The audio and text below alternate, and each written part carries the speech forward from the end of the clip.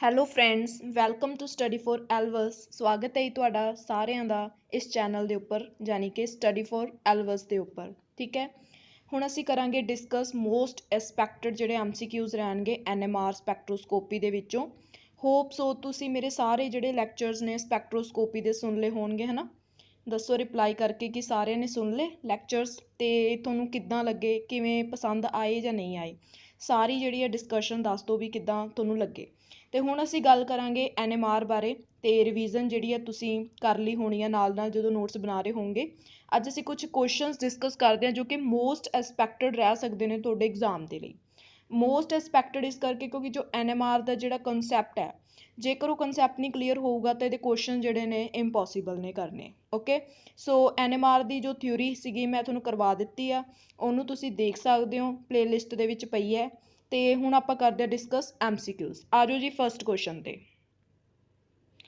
ਦੇਖੋ first question ਕੀ ਹੈ, ਪਹਿਲਾਂ ਤੁਸੀਂ ਇਹਨੂੰ ਰੀਡ ਕਰੋ ਕੀ ਹੈਗਾ ਇਹ। ਕਹਿੰਦੇ identify the nuclei that has spin quantum number I is equal to 0 from the following।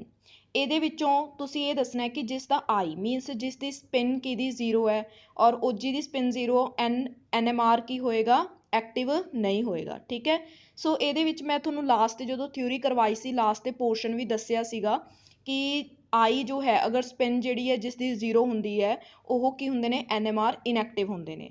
ਸੋ ਇਹਦੇ ਵਿੱਚ ਸਪਿਨ ਜਿਹੜੀ ਹੈ ਚਾਰਾਂ ਦੇ ਵਿੱਚੋਂ ਆਨਸਰ ਕਰਕੇ ਦੱਸੋ ਵੀ ਕਿਹਦੀ ਜਿਹੜੀ ਹੈ 0 ਹੈ। ਓਕੇ, ਦੱਸੋ ਜੀ, ਰਿਪਲਾਈ ਕਰੋ। ਸੋ ਤੁਸੀਂ ਰਿਪਲਾਈ ਕਰ ਰਹੇ ਹੋਵੋਗੇ ਦੈਟ ਇਜ਼ ABCD ਦੇ ਵਿੱਚੋਂ ਕੋਈ ਇੱਕ ਰਿਪਲਾਈ ਜਿਹੜਾ ਹੈ ਕਰ ਦਿਓ ਤੁਸੀਂ। ਸੋ ਮੇਰੇ ਅਕੋਰਡਿੰਗ ਜਿਹੜਾ ਆਨਸਰ ਹੈ ਦੈਟ ਇਜ਼ A। ਠੀਕ ਹੈ ਨਾ, ਜਿਨ੍ਹਾਂ ਨੇ ਵੀ A ਆਨਸਰ ਦਿੱਤਾ ਹੈ ਉਹ ਕਰੈਕਟ ਹੈ। ਦੇਖੋ ਜੋ ਆਕਸੀਜਨ 16 ਹੈ, ਇਹਦੀ ਜੋ I ਦੀ ਵੈਲਿਊ ਆ ਉਹ 0 ਹੁੰਦੀ ਹੈ, ਸਪਿਨ 0 ਹੁੰਦੀ ਹੈ, ਜਿਸ ਦੇ ਕਰਕੇ ਇਹਦਾ ਆਨਸਰ ਕੀ ਆ ਜਾਊਗਾ A। ਠੀਕ ਹੈ ਨਾ, ਜਦੋਂ ਇੱਕ ਹੋਰ ਮੈਂ ਸਪੈਕਟਰੋਸਕੋਪੀ ਕਰਵਾਈ ਸੀ, ਰੋਟੇਸ਼ਨਲ ਵਾਈਬ੍ਰੇਸ਼ਨਲ ਚੱਲਦੀ ਸੀ, ਉੱਥੇ ਵੀ I ਬਾਰੇ ਦੱਸਿਆ ਸੀਗਾ ਕਿ 16 ਦੇਖੋ ਤੁਸੀਂ 4 ਦੇ ਟੇਬਲ 'ਤੇ ਜਾ ਰਿਹਾ ਐਗਜ਼ੈਕਟਲੀ, ਹੈ ਨਾ। ਤਾਂ ਇਸ ਤਰੀਕੇ ਨਾਲ ਵੀ ਇਹਨੂੰ ਤੁਸੀਂ ਲਰਨ ਕਰ ਸਕਦੇ ਹੋ ਕਿ 4 ਤੇ ਐਗਜ਼ੈਕਟਲੀ ਡਿਵੀਜ਼ੀਬਲ ਹੈ, ਇਸ ਕਰਕੇ ਇਹਦੀ ਸਪਿਨ ਜਿਹੜੀ ਹੈ 0 ਹੈ। ਠੀਕ ਹੈ ਜੀ, ਮੂਵ ਕਰਦੇ ਹਾਂ ਨੈਕਸਟ ਕੁਐਸਚਨ 'ਤੇ, that is second question. Nuclei with odd number of proton and odd number of neutrons have spin quantum number S। ਤਾਂ ਇਹਦੇ ਵਿੱਚ ਦੱਸਿਆ ਗਿਆ ਕਿ ਉਹ ਨਿਊਕਲੀਆਈ ਜਿਹਦੇ ਪ੍ਰੋਟੋਨਸ ਵੀ ਔਡ ਨੇ ਅਤੇ ਜਿਹਦੇ ਨਿਊਟਰੋਨਸ ਵੀ ਔਡ ਨੇ, ਉਹਦਾ ਸਪਿਨ ਕਿੰਨੀ ਹੁੰਦੀ ਹੈ। ਠੀਕ ਹੈ ਨਾ, ਸਪਿਨ ਕੁਆਂਟਮ ਨੰਬਰ ਤੁਸੀਂ ਦੱਸਣਾ।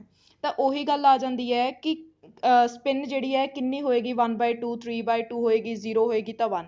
ਇਹ ਵੀ ਮੈਂ ਥਿਊਰੀ ਦੇ ਵਿੱਚ ਤੁਹਾਨੂੰ ਦੱਸਿਆ ਸੀਗਾ, ਲਾਸਟ 'ਤੇ ਤੁਹਾਨੂੰ ਟੇਬਲ ਦੱਸਿਆ ਸੀ ਕਿ ਔਡ ਨੰਬਰ ਆਫ ਪ੍ਰੋਟੋਨ ਹੋਣ, ਔਡ ਨੰਬਰ ਆਫ ਨਿਊਟਰੋਨ ਹੋਣ ਅਤੇ ਸਪਿਨ ਕਿੰਨੀ ਹੋਵੇ। ਠੀਕ ਹੈ ਨਾ, ਤਾਂ ਉਹਦੇ ਵਿੱਚ ਕੀ ਹੁੰਦਾ, NMR ਇਨਐਕਟਿਵ ਹੁੰਦੇ ਨੇ, ਤਾਂ ਇਹਦਾ ਆਨਸਰ ਕਿੰਨਾ ਆ ਜਾਏਗਾ C, ਦੈਟ ਇਜ਼ 0। ਜਿਨ੍ਹਾਂ ਨੇ ਵੀ C ਆਨਸਰ ਦਿੱਤਾ ਹੈ ਜੀ ਉਹ ਬਿਲਕੁਲ ਕਰੈਕਟ ਨੇ। ਥਰਡ ਦੀ ਗੱਲ ਕਰਦੇ ਹਾਂ, ਇਹ ਕੁਐਸਚਨ ਵੀ ਮੈਂ ਡਿਸਕਸ ਕੀਤੇ ਨੇ ਪੀਕਸ ਬਾਰੇ, ਸਿਗਨਲਸ ਬਾਰੇ, ਦੇਖਦੇ ਹਾਂ ਇਹਨੂੰ ਟਰਾਈ ਕਰਕੇ। ਦ number of peaks possible in proton NMR for the following compound is. ਇਹਦੇ ਵਿੱਚ ਤੁਸੀਂ ਨੰਬਰ ਆਫ ਪੀਕਸ ਦੱਸਣੀਆਂ ਨੇ ਕਿ ਕਿੰਨੀਆਂ ਬਣਨਗੀਆਂ। ਤਾਂ ਕਿੰਨੀਆਂ ਪੀਕਸ ਬਣਨਗੀਆਂ, ਦੇਖੋ ਇਹਦੇ ਵਿੱਚ ਕੀ ਹੈ, ਇੱਕ ਇੱਥੇ ਹਾਈਡਰੋਜਨ ਹੋਏਗਾ, ਇੱਕ ਇੱਥੇ ਹੋਏਗਾ, ਇੱਕ ਇੱਥੇ ਹੋਏਗਾ, ਇੱਕ ਇੱਥੇ ਹੋਏਗਾ। ਠੀਕ ਹੈ ਨਾ, 4 ਦੇ 4 ਹਾਈਡਰੋਜਨਸ ਦਾ ਇਨਵਾਇਰਮੈਂਟ ਸੇਮ ਹੈ, ਤਾਂ ਤੁਸੀਂ ਦੱਸ ਸਕਦੇ ਹੋ ਕਿੰਨੀਆਂ ਪੀਕਸ ਬਣਨਗੀਆਂ, 4 ਬਣਨਗੀਆਂ ਜਾਂ 1 ਜਾਂ 3 ਜਾਂ 2, ਕਿੰਨੀਆਂ ਪੀਕਸ ਆਉਣਗੀਆਂ। ਓਬਵੀਅਸਲੀ ਇਹਦਾ ਆਨਸਰ ਕਿੰਨਾ ਆ ਜਾਊਗਾ C, ਇੱਕੋ ਹੀ ਪੀਕ ਬਣੇਗੀ ਕਿਉਂਕਿ ਸਾਰੇ ਹਾਈਡਰੋਜਨਸ ਦੀ ਜੋ ਇਨਵਾਇਰਮੈਂਟ ਹੈ ਉਹ ਕੀ ਹੈ, ਸੇਮ ਹੈ। ਨੈਕਸਟ ਕੁਐਸਚਨ ਆ ਜਾਂਦੇ ਆ, ਮੋਰ ਦਾ ਸ਼ੀਲਡਿੰਗ ਇਫੈਕਟ। ਇਹ ਕੁਐਸਚਨ ਮੈਂ ਟੈਲੀਗ੍ਰਾਮ ਗਰੁੱਪ ਦੇ ਵਿੱਚ ਵੀ ਜਿਹੜਾ ਸ਼ੇਅਰ ਕੀਤਾ ਸੀਗਾ, ਅਤੇ ਕਿਸੇ ਨੇ ਹਜੇ ਰਿਪਲਾਈ ਨਹੀਂ ਕੀਤਾ। ਮੇ ਬੀ NMR ਜੋ ਹੈ ਅਜੇ ਤੁਸੀਂ ਵੀਡੀਓ ਦੇਖੀ ਨਹੀਂ ਹੈ, ਉਹਨੂੰ ਦੇਖ ਲਓ ਤਾਂ ਹੀ ਕਨਸੈਪਟ ਕਲੀਅਰ ਹੋਏਗਾ। ਚਲੋ ਜੀ, ਇਹਦਾ ਆਨਸਰ ਕਰੋ। ਜਿੰਨੀ ਜ਼ਿਆਦਾ ਕਹਿੰਦੇ ਸ਼ੀਲਡਿੰਗ ਇਫੈਕਟ ਹੋਏਗਾ ਓਨਾ ਕੈਮੀਕਲ ਸ਼ਿਫਟ ਘੱਟ ਹੋਊਗਾ, ਜਾਂ ਉਹਦੇ ਵਿੱਚ ਕੋਈ ਚੇਂਜ ਨਹੀਂ ਹੋਏਗੀ, ਜਾਂ ਫਿਰ ਹਾਇਰ ਹੋਏਗਾ, ਜਾਂ ਫਿਰ ਪੀਕ ਸਪਲਿਟਿੰਗ ਜ਼ਿਆਦਾ ਹੋਏਗੀ। ਦੇਖੋ ਇੱਕ ਮੈਂ ਤੁਹਾਨੂੰ ਕੱਲ੍ਹ ਦੱਸਿਆ ਸੀਗਾ, ਦੇਖੋ ਸਪੋਜ਼ ਇਹ PPM ਦੀ ਲਾਈਨ ਹੈ, ਇਹ ਸਟੈਂਡਰਡ ਹੈ। ਠੀਕ ਹੈ ਨਾ, ਇੱਥੇ ਕੈਮੀਕਲ ਸ਼ਿਫਟ ਹੈ ਇੱਕ ਸਿਗਨਲ ਦਾ, ਇੱਥੇ ਦੂਸਰਾ ਸਿਗਨਲ ਹੈ। ਇੱਧਰ ਨੂੰ ਮੂਵ ਕਰੋਗੇ ਤਾਂ ਸ਼ੀਲਡਿੰਗ ਇਫੈਕਟ ਹੁੰਦਾ ਹੈ, ਇੱਧਰ ਨੂੰ ਮੂਵ ਕਰੋਗੇ ਤਾਂ ਡੀ ਸ਼ੀਲਡਿੰਗ।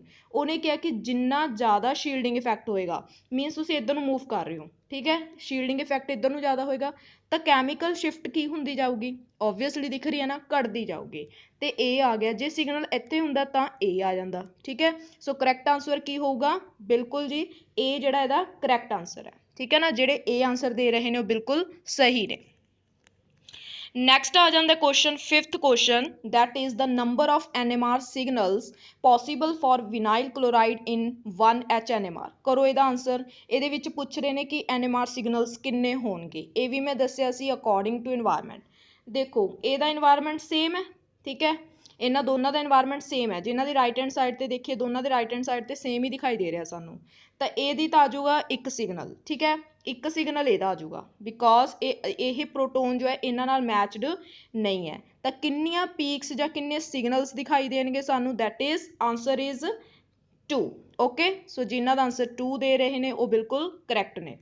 ਸੋ ਨੈਕਸਟ ਹੈਗਾ question how many number of peaks are possible in 1H NMR spectra of following. ਠੀਕ ਹੈ, ਇਹਦੇ ਵਿੱਚ ਨੰਬਰ ਆਫ ਪੀਕਸ ਪੁੱਛੀਆਂ ਗਈਆਂ ਨੇ। ਜੇਕਰ ਤੁਸੀਂ ਥਿਊਰੀ ਪੋਰਸ਼ਨ ਧਿਆਨ ਨਾਲ ਸੁਣਿਆ ਸੀ ਤਾਂ ਉਹਦੇ ਵਿੱਚ ਨੰਬਰ ਆਫ ਪੀਕਸ ਕੱਢਣ ਦਾ ਕਿਵੇਂ ਕਰਦੇ ਹੁੰਦੇ ਸੀ। ਨੰਬਰ ਆਫ ਪੀਕਸ ਅਸੀਂ ਕੀ ਦੇਖਦੇ ਹੁੰਦੇ ਸੀਗੇ, ਨੇਬਰ, ਹੈ ਨਾ, ਨੰਬਰ ਆਫ ਪੀਕਸ ਦੇਖਣ ਲਈ ਨੇਬਰ। ਇਹਦੇ ਨੇਬਰ ਦੇ ਵਿੱਚ ਕਿੰਨੇ ਨੇ, ਦੈਟ ਇਜ਼ 2 ਨੇ। ਤਾਂ ਇਹਦੇ ਵਿੱਚ ਕਿੰਨੇ ਆ ਜਾਣਗੇ, ਦੈਟ ਇਜ਼ ਕਿੰਨੇ ਆ ਜਾਣਗੇ, 3 ਸਿਗਨਲਸ।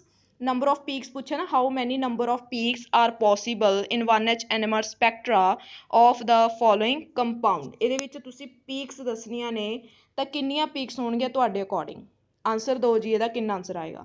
ਪੀਕਸ ਦੇ ਵਿੱਚ ਕੀ ਆ ਜਾਏਗਾ, ਸਪਲਿਟਿੰਗ ਨਹੀਂ ਹੈ, ਉਹ ਨੇਬਰਹੁੱਡ ਨਹੀਂ ਦੇਖਣਾ, ਸਪਲਿਟਿੰਗ ਵਾਲਾ ਨਹੀਂ ਆਏਗਾ। ਇਹਦੇ ਵਿੱਚ ਦੇਖੋ ਇੱਕ ਪੀਕ ਤਾਂ ਇਹਦੀ ਬਣੇਗੀ, ਓਕੇ, ਇਹ ਅਲੱਗ ਤਰ੍ਹਾਂ ਦੇ, ਇਹ ਕੀ ਨੇ, ਅਲੱਗ ਤਰ੍ਹਾਂ ਦੇ ਪ੍ਰੋਟੋਨ ਨੇ। ਇੱਕ ਪੀਕ ਇਹਦੀ ਆਏਗੀ, 2 ਪੀਕਸ ਹੋ ਗਈਆਂ, ਇੱਕ ਪੀਕ ਇਹਦੀ ਆਏਗੀ, ਦੈਟ ਇਜ਼ ਕਿੰਨੀਆਂ ਪੀਕਸ ਹੋ ਗਈਆਂ, 3। ਤਾਂ ਨੰਬਰ ਆਫ ਪੀਕਸ ਕਿੰਨੀਆਂ ਆਣਗੀਆਂ, ਇਹਦਾ ਆਂਸਰ ਕੀ ਆ ਜਾਏਗਾ, 3 ਆ ਜਾਏਗਾ।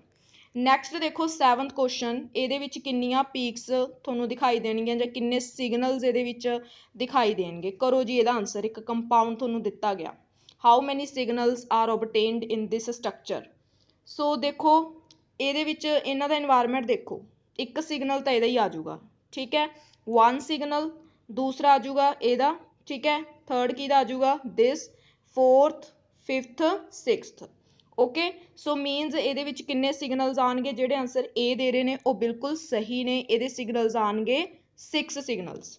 ਨੈਕਸਟ ਦੇਖੋ signal splitting in NMR arises from.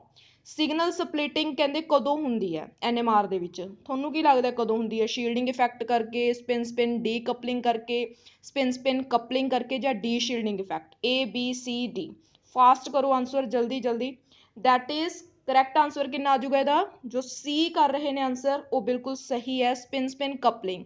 ਦੱਸਿਆ ਸੀਗਾ ਕਿ ਜਿੰਨੀ ਸਪਿਨ ਸਪਿਨ ਕਪਲਿੰਗ ਹੋਏਗੀ ਉਨੀ ਜ਼ਿਆਦਾ ਕੀ ਹੋਏਗੀ, ਸਪਲਿਟਿੰਗ ਹੋਏਗੀ। Okay, in proton NMR spectroscopy hydrogen bonding results in. ਦੇਖੋ ਪ੍ਰੋਟੋਨ NMR ਜਿਹੜਾ ਅਸੀਂ ਪੜ੍ਹਿਆ ਸੀਗਾ ਥਿਊਰੀ ਦੇ ਵਿੱਚ, H ਬੌਂਡਿੰਗ ਹੈਗੀ ਹੈ ਤਾਂ ਉਹਦੇ ਨਾਲ ਕੀ ਹੋਏਗਾ, ਸ਼ੀਲਡਿੰਗ ਇਫੈਕਟ ਹੋਏਗਾ ਜਾਂ ਡੀ ਸ਼ੀਲਡਿੰਗ ਇਫੈਕਟ ਹੋਏਗਾ ਜਾਂ ਪੀਕ ਸਪਲਿਟਿੰਗ ਹੋਏਗੀ ਜਾਂ ਆਲ। ਇਹਦਾ ਕਨਸੈਪਟ ਦੇਖੋ ਕੀ ਹੈ। ਸਪੋਜ਼ ਇਹ ਪੀਕ ਹੈ ਆਪਣੇ, ਸਪੋਜ਼ ਇਹ PPM ਲਾਈਨ ਹੈ, ਠੀਕ ਹੈ, ਤਾਂ ਕੀ ਹੋ ਰਿਹਾ, ਅਗਰ ਕਿਸੇ ਮੋਲੀਕਿਊਲ ਦੇ ਵਿੱਚ H ਬੌਂਡਿੰਗ ਹੈ, ਠੀਕ ਹੈ ਨਾ, ਤਾਂ ਉੱਥੇ ਕੀ ਹੋਊਗਾ, ਸ਼ੀਲਡਿੰਗ ਇਫੈਕਟ ਨਹੀਂ ਹੋਏਗਾ, ਠੀਕ ਹੈ ਨਾ, ਉੱਥੇ ਕੀ ਹੋਏਗਾ, ਡੀ ਸ਼ੀਲਡਿੰਗ ਇਫੈਕਟ ਜਿਹੜਾ ਨਜ਼ਰ ਆਊਗਾ। ਥਿਊਰੀ ਦੇ ਵਿੱਚ ਮੈਂ ਸਮਝਾਇਆ ਸੀ ਕਿ ਡੀ ਸ਼ੀਲਡਿੰਗ ਇਫੈਕਟ ਉੱਥੇ ਜ਼ਿਆਦਾ ਹੋਏਗਾ ਕਿਉਂਕਿ ਇਹ ਸਟੈਂਡਰਡ ਹੈ। ਤਾਂ ਜਿੰਨੀ ਹਾਈਡਰੋਜਨ ਬੌਂਡਿੰਗ ਹੋਏਗੀ ਸਿਗਨਲ ਪੀਕ ਜਿਹੜੀ ਆਏਗੀ ਉਹ ਉਨੀ ਦੂਰ ਆਏਗੀ। ਡੀ ਸ਼ੀਲਡਿੰਗ ਹੋਏਗਾ ਤਾਂ ਇਹ ਸਿਗਨਲ ਇੱਧਰ ਨੂੰ ਮੂਵ ਕਰੇਗਾ, ਠੀਕ ਹੈ, ਜੇ ਸ਼ੀਲਡਿੰਗ ਹੋ ਰਹੀ ਹੁੰਦੀ ਤਾਂ ਇਹ ਸਿਗਨਲ ਨੇੜੇ ਹੁੰਦਾ, ਠੀਕ ਹੈ। ਸੋ ਕਰੈਕਟ ਆਂਸਰ ਕੀ ਆ ਜਾਏਗਾ, that is B is the correct answer. Next ਦੇਖੋ 10th question, compound A has greater shielding constant than B। Compound A ਦੀ ਜ਼ਿਆਦਾ ਸ਼ੀਲਡਿੰਗ ਹੈ B ਨਾਲੋਂ, ਤਾਂ ਕਹਿੰਦੇ ਕੈਮੀਕਲ ਸ਼ਿਫਟ ਕਿਹਦਾ ਜ਼ਿਆਦਾ ਹੋਏਗਾ। ਦੇਖੋ ਉਹਨਾਂ ਨੇ ਕਿਹਾ ਕਿ ਸ਼ੀਲਡਿੰਗ ਕਿਹਦੀ ਜ਼ਿਆਦਾ ਹੈ, ਕੰਪਾਊਂਡ B ਦੀ। ਇਹ ਸਟੈਂਡਰਡ ਲਾਈਨ ਹੈ, ਠੀਕ ਹੈ, ਸਟੈਂਡਰਡ, ਤੇ ਇਹ ਤੁਸੀਂ ਡਰਾ ਕਰ ਲਿਆ A। ਓਕੇ, A ਕਿੰਨਾ ਹੋ ਗਿਆ ਡਰਾ, B। ਉਹਨਾਂ ਨੇ ਕਿਹਾ ਨਾ ਕਿ ਇਹਦੀ ਸ਼ੀਲਡਿੰਗ ਜ਼ਿਆਦਾ ਹੈ ਤੇ ਸਟੈਂਡਰਡ ਦੇ ਨੇੜੇ ਆਊਗਾ ਇਹ ਵਾਲਾ। ਓਕੇ, ਸੋ ਕੈਮੀਕਲ ਸ਼ਿਫਟ ਇਹਦਾ ਡਰਾ ਕਰਕੇ ਦੇਖੋ, ਇਹ ਇਹਦਾ ਕੈਮੀਕਲ ਸ਼ਿਫਟ ਹੈ, ਇਹ ਇਹਦਾ ਕੈਮੀਕਲ ਸ਼ਿਫਟ ਹੈ, ਤਾਂ ਕਿਹਦਾ ਜ਼ਿਆਦਾ ਹੋ ਰਿਹਾ, ਕੰਪਾਊਂਡ B ਦਾ। ਸੋ ਇਹਦਾ ਕਰੈਕਟ ਆਂਸਰ ਕੀ ਆ ਜਾਊਗਾ, B। B is the correct answer. Next ਦੇਖੋ chemical shift has the units of. ਹੁਣੇ ਕਿੰਨੀ ਵਾਰ ਡਿਸਕਸ ਕਰ ਲਿਆ ਸੀ ਕਿ PPM ਲਾਈਨ। ਓਕੇ, ਸੋ ਕੈਮੀਕਲ ਸ਼ਿਫਟ ਦੇ ਯੂਨਿਟਸ ਕੀ ਹੋਣਗੇ, that is PPM। Okay, so ਇਹ ਜਿਹੜੀ ਇਹ ਲਾਈਨ ਡਰਾ ਕੀਤੀ ਜਾਂਦੀ ਹੈ ਕੈਮੀਕਲ ਸ਼ਿਫਟ ਅਸੀਂ ਇੱਥੇ ਮੈਜਰ ਕਰਦੇ ਹੁੰਦੇ ਹਾਂ, ਤਾਂ PPM ਕੀ ਹੋਣਗੇ, ਇਹਦੇ ਫੁੱਲ ਫਾਰਮ ਕੀ ਹੁੰਦੀ ਹੈ PPM ਦੀ, that is parts per million. Okay, next ਆ ਜਾਓ ਨੈਕਸਟ ਕੁਐਸਚਨ ਤੇ, how many number of peaks splittings. ਇੱਥੇ ਹੈ ਜੀ ਪੀਕ ਸਪਲਿਟਿੰਗਸ, ਆਪਾਂ ਉੱਥੇ ਗੱਲ ਕਰ ਰਹੇ ਸੀ, ਉੱਥੇ ਨਹੀਂ ਸੀ ਪੀਕ ਸਪਲਿਟਿੰਗ ਦਾ ਕੁਐਸਚਨ, ਨੇਬਰਹੁੱਡ ਇੱਥੇ ਦੇਖੀਦਾ ਹੁੰਦਾ। ਪੀਕ ਸਪਲਿਟਿੰਗਸ ਕਹਿੰਦੇ ਇਸ ਮੋਲੀਕਿਊਲ ਦੇ ਵਿੱਚ, ਮੀਨ ਸੈਕੰਡਰੀ ਪ੍ਰੋਟੋਨ ਦੇ ਪੁੱਛ ਰਹੇ ਨੇ ਉਹ, ਸੈਕੰਡਰੀ ਪ੍ਰੋਟੋਨ ਦੇ ਵਿੱਚ ਕਿੰਨੀਆਂ ਪੀਕ ਸਪਲਿਟਿੰਗ ਹੋਣਗੀਆਂ ਇਸ ਕੰਪਾਊਂਡ ਦੀਆਂ। ਦੱਸੋ ਫਿਰ ਆਨਸਰ ਕੀ ਰਹੂਗਾ ਤੁਹਾਡਾ ਆਨਸਰ, ਠੀਕ ਹੈ ਨਾ। ਨੇਬਰਹੁੱਡ ਚੈੱਕ ਕਰਨਾ। ਦੇਖੋ ਇਹਦੇ ਦੇਖਣੇ ਆ, ਇਹਦੇ ਨੇਬਰਹੁੱਡ 'ਚ ਕਿੰਨੇ ਨੇ 3 ਹਾਈਡਰੋਜਨ, 3 + 1 ਦੈਟ ਇਜ਼ 4। ਅਗਲਾ ਨੇਬਰਹੁੱਡ ਕਿਹੜਾ, ਇਹ ਵਾਲਾ, ਇਹਦੇ 'ਚ ਕਿੰਨੇ ਹਾਈਡਰੋਜਨ ਨੇ 2, ਠੀਕ ਹੈ ਨਾ। ਤਾਂ 2 + 1 ਕਿੰਨਾ ਹੁੰਦਾ 3, ਤਾਂ ਇਹ ਕਿੰਨਾ ਆ ਗਿਆ 3। ਕਾਫੀ ਸਟੂਡੈਂਟ ਜਿਹੜੇ ਨੇ ਇਹਨੂੰ ਐਡ ਕਰ ਦੇਣਗੇ, 3 3 6 + 7 ਕਰ ਦੇਣਗੇ, ਠੀਕ ਹੈ ਨਾ। 7 ਤਾਂ ਆਪਸ਼ਨ ਹੀ ਨਹੀਂ ਹੈ। ਜਦੋਂ ਇਸ ਟਾਈਪ ਦਾ ਕੁਐਸਚਨ ਆਉਂਦਾ ਹੈ ਤਾਂ ਇੱਥੇ ਮਲਟੀਪਲਾਈ ਕੀਤਾ ਜਾਂਦਾ ਹੈ। ਓਕੇ, ਇਹ ਕੁਐਸਚਨ ਧਿਆਨ ਨਾਲ ਕਰਿਓ। 4 3 ਦਾ 12, ਸੋ ਇਹਦਾ ਆਨਸਰ ਕੀ ਆ ਜਾਏਗਾ 12। ਸੋ ਜਿਹੜੇ ਡੀ ਆਨਸਰ ਦੇ ਰਹੇ ਨੇ ਉਹ ਬਿਲਕੁਲ ਸਹੀ ਨੇ। Which of the following has more chemical shift. Chemical shift ਪੁੱਛਿਆ ਜਾ ਰਿਹਾ ਹੈ ਕਿ ਇਹਦੇ ਵਿੱਚ ਕਿਹਦੀ ਸਭ ਤੋਂ ਜ਼ਿਆਦਾ ਕੈਮੀਕਲ ਸ਼ਿਫਟ ਹੋਏਗੀ। ਥਿਊਰੀ ਦੇ ਵਿੱਚ ਮੈਂ ਤੁਹਾਨੂੰ ਇੱਕ ਕਨਸੈਪਟ ਦੱਸਿਆ ਸੀ ਕਿ ਜਿੰਨੀ ਜ਼ਿਆਦਾ ਇਲੈਕਟ੍ਰੋਨੈਗੇਟਿਵਿਟੀ ਹੋਏਗੀ ਹੈ ਨਾ, ਤਾਂ ਉਹਦੇ ਨਾਲ ਕੀ ਹੋਏਗਾ, ਕੈਮੀਕਲ ਸ਼ਿਫਟ ਘੱਟ ਹੋਏਗਾ, ਹੈ ਨਾ, ਘੱਟ ਹੋਊਗਾ। ਨਹੀਂ, ਘੱਟ ਨਹੀਂ ਹੋਊਗਾ। ਜਿੰਨੀ ਜ਼ਿਆਦਾ ਇਲੈਕਟ੍ਰੋਨੈਗੇਟਿਵਿਟੀ ਹੋਏਗੀ ਕਿਸੇ ਐਲੀਮੈਂਟ ਦੀ, ਓਨਾ ਹੀ ਉਹ ਕੀ ਕਰੇਗਾ, ਕੈਮੀਕਲ ਸ਼ਿਫਟ ਜ਼ਿਆਦਾ ਸ਼ੋ ਕਰੇਗਾ, ਠੀਕ ਹੈ। ਤੇ ਇੱਥੇ ਮੋਰ ਕੈਮੀਕਲ ਸ਼ਿਫਟ ਕਿਹਦਾ ਹੋਊਗਾ, CH3F। ਤਾਂ ਕੈਮੀਕਲ ਸ਼ਿਫਟ ਮਤਲਬ ਜੇ ਆਪਾਂ ਤਿੰਨਾਂ ਨੂੰ ਡਰॉ ਕਰੀਏ ਨਾ PPM ਲਾਈਨ ਤੇ ਸਟੈਂਡਰਡ ਹੋ ਗਿਆ, ਤਾਂ ਜਿਹੜਾ ਇਹ ਵਾਲਾ ਹੈ ਸਭ ਤੋਂ ਦੂਰ ਹੋਏਗਾ CH3F। ਸੋ ਇਦਾਂ ਦੇ ਕੁਐਸਚਨ ਕਨਸੈਪਟ ਬੇਸਡ ਕੁਐਸਚਨਸ ਨੇ, ਇਹ ਐਕਸਪੈਕਟਡ ਕੁਐਸਚਨ ਸੀ, ਬਿਲਕੁਲ ਪੁੱਛੇ ਜਾ ਸਕਦੇ ਨੇ।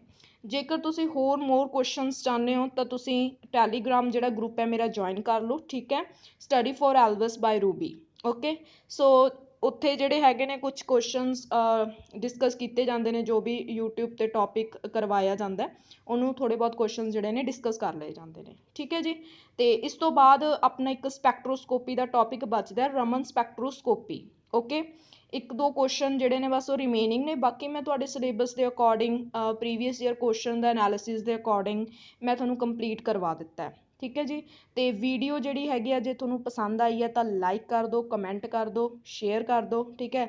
ਔਰ ਇੱਕ ਗੱਲ ਹੋਰ, ਸਬਸਕ੍ਰਾਈਬ ਜ਼ਰੂਰ ਕਰ ਦਿਓ, ਠੀਕ ਹੈ ਜੀ। ਅਤੇ ਉਸ ਤੋਂ ਬਾਅਦ ਤੁਸੀਂ ਆਪਣੀ ਹੁਣ ਤਿਆਰੀ ਕਰ ਲਓ। ਇਸ ਤੋਂ ਬਾਅਦ ਤੁਹਾਡਾ ਹੋਏਗਾ ਅਲਕੋਹਲ ਐਂਡ ਫਿਨੋਲ ਦਾ ਜਿਹੜਾ ਪਾਰਟ ਹੈ, ਨੈਕਸਟ ਵੀਡੀਓ ਜਿਹੜੀ ਹੈ ਉਹਦੀ ਅਪਲੋਡ ਹੋਏਗੀ। ਅਤੇ ਉਹਦੇ ਲਈ ਇਹੀ ਹੈ ਕਿ ਜੋ ਮੈਂ ਤੁਹਾਨੂੰ ਕਰਵਾਏ ਨੇ, ਫਸਟ ਪਾਰਟ ਕਰਵਾਇਆ ਹੈ ਨਾ, ਸੈਕਿੰਡ ਪਾਰਟ ਕਰਵਾਇਆ, ਉਹ ਤੁਸੀਂ ਰਿਵਾਈਜ਼ ਕਰ ਲਓ, ਕਿਉਂਕਿ ਜੇ ਰਿਵੀਜ਼ਨ ਹੋਏਗੀ ਪਿਛਲੀ ਫਿਰ ਹੀ ਤੁਹਾਨੂੰ ਅਗਲਾ ਸਮਝ ਆਊਗਾ। ਉਹਨੂੰ ਅੱਛੇ ਤਰੀਕੇ ਨਾਲ ਰਿਵਾਈਜ਼ ਕਰਕੇ ਆਇਓ। ਅਤੇ ਬਸ 2 ਵੀਡੀਓਜ਼ ਦੇ ਵਿੱਚ ਹੋਰ ਜਿਹੜਾ ਹੈ 2 ਜਾਂ 3 ਅਲਕੋਹਲ ਫਿਨੋਲ ਕੰਪਲੀਟ ਹੋ ਜਾਏਗਾ, ਠੀਕ ਹੈ। ਅਤੇ ਉਸ ਤੋਂ ਬਾਅਦ ਆਪਾਂ ਦੇਖਾਂਗੇ ਫਿਰ ਕਿਹੜਾ ਚੈਪਟਰ ਸਟਾਰਟ ਕਰਨਾ। ਆਪਣੇ ਕਮੈਂਟਸ ਦੇ ਦਿਓ ਵੀ ਇਹ ਚੈਪਟਰ ਹੈ ਜਿਹੜਾ ਮੈਜੋਰਿਟੀ 'ਚ ਚੈਪਟਰ ਹੋਏਗਾ, ਉਹ ਮੈਂ ਉਸ ਤੋਂ ਬਾਅਦ ਸਟਾਰਟ ਕਰ ਲਾਂਗੀ। ਓਕੇ ਜੀ, ਥੈਂਕ ਯੂ ਜੀ, thank you for watching. Okay, ਇਹਨਾਂ ਕੁਐਸਚਨਸ ਨੂੰ ਨੋਟ ਕਰ ਲਿਓ, ਪ੍ਰੈਕਟਿਸ ਕਰ ਲਿਓ, ਲਿਖ ਲਿਓ, and do practice more and more. Thank you ਜੀ, thank you student, thank you allot.